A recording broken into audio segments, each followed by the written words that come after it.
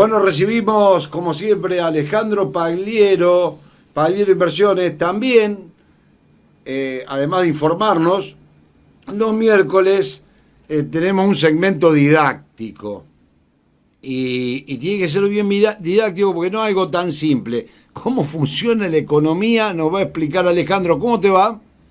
Todo bien, Quique. Sí, la verdad vamos a tratar de resumir en estos 10, 12 minutos que tenemos un tema que se habla mucho, se escucha, pero a veces no se sabe bien cómo funciona. Así que vamos a tratar un poco de entender cómo funciona justamente la economía. Y aunque parezca, así como bien vos decís, Quique, algo difícil de entender, en sí la economía es simple. Funciona, acá lo podemos ver en pantalla, funciona de manera simple y mecánica. Es como un gran engranaje donde todos formamos parte.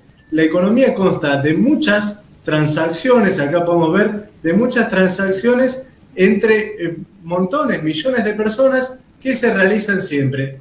Eh, pasamos, ahí estamos.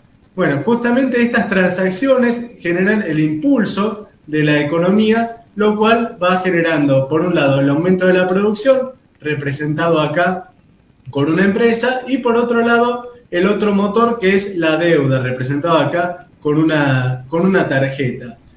En sí hay muchísimas cosas que obviamente influyen en la economía, pero lo más importante que nos tenemos que llevar de esto es que la economía genera, por un lado, trabajo, como podemos ver, y por otro lado, genera también pasivo, genera crecimiento económico impulsado por deuda.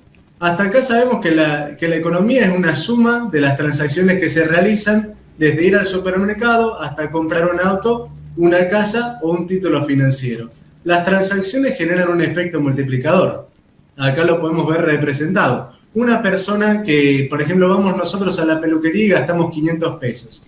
Ahora nuestro peluquero tiene esos 500 pesos para ir al supermercado, el del supermercado tiene esos mismos 500 pesos para pagarle a sus empleados y así sucesivamente. De esta manera, un simple billete de 500 pesos puede realizar infinitas transacciones haciendo que en sí sumen millones de pesos. Esto es lo que siempre se habla del efecto multiplicador de la economía.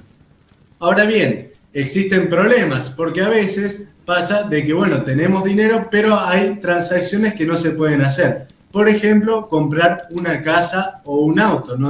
No es muy fácil tener el dinero completo para ir y comprar una casa de pago de contado. Entonces, ¿qué se inventó? Se inventó, bueno, lo que mencionábamos antes. Se inventó la deuda. Entonces ahora una persona puede comprar una casa, puede comprar un auto, irse de vacaciones o ir al supermercado en sí sin tener el dinero en el momento y puede, entre comillas, vamos a decirlo, patearlo para más adelante. El crédito, como bien mencionábamos antes, hace crecer la economía, ya que, por ejemplo, si vamos al mercado inmobiliario y si todas las personas tuvieran que tener el dinero completo para poder comprar una casa, el mercado prácticamente inmobiliario no existiría, porque son muy pocas las personas o las empresas que pueden tener todo el dinero para realizar sus proyectos. Entonces, de esta manera, una persona con un recibo de sueldo, un poco de ahorro, puede ir pagando parcialmente en cuotas un crédito hipotecario. Entonces no tiene que pagar todo ahora y lo puede ir difiriendo en el futuro. Cuando la economía va creciendo, las tasas de interés son bajas, es un poco lo que hablamos siempre en estos días, que estamos viviendo una época de tasas bajas de interés. Hay muchas personas que se acercan a los bancos y van a pedir justamente un préstamo porque prefieren pagar sus cosas con crédito en lugar de pagarlos con efectivo. Por otro lado, comienzan a veces los problemas. Porque ¿qué pasa? Cuando mucha gente usa el crédito para pagar y no tanto el efectivo, se vuelve mejor el crédito, ahí empiezan los problemas. Y son las famosas burbujas financieras, las burbujas de crédito. Entonces ahí llegan las crisis. Ahora sabemos que la economía se basa, bueno, en transacciones y que mientras más transacciones hay, mayor es la economía. Entonces, el crédito nos sirve para impulsar. Pero bueno, el factor determinante para generar una transacción es obviamente el precio. Ninguna persona va a generar una transacción a precios descomunales. Entonces, ¿qué es lo que pasa? El precio es un tira y afloje constante en el mercado, donde se rige siempre en base a la oferta y la demanda.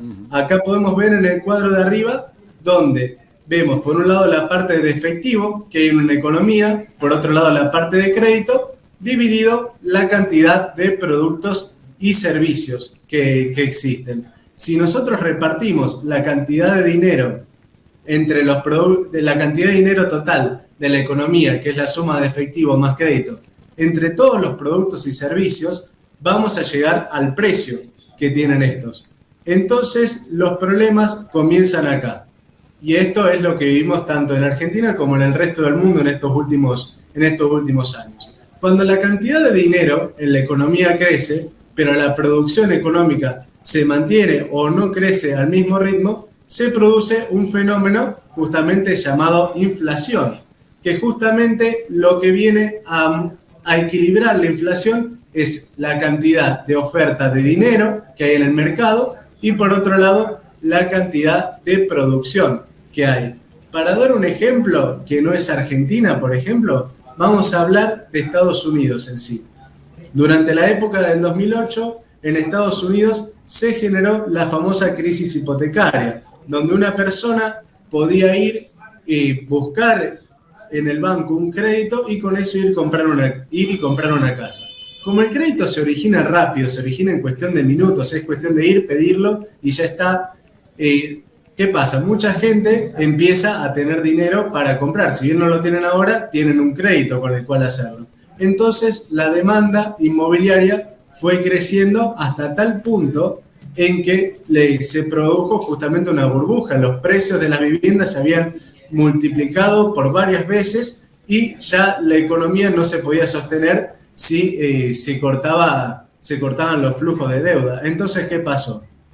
Como el aspecto de inflación marcó mucho toda esa época, en Estados Unidos el Banco Central tuvo que intervenir para combatir esta inflación. Y por un lado, lo que hizo fue subir tasas de interés, porque si las sube, hay menos personas dispuestas a tomar crédito, y por otro lado, reducir la emisión monetaria.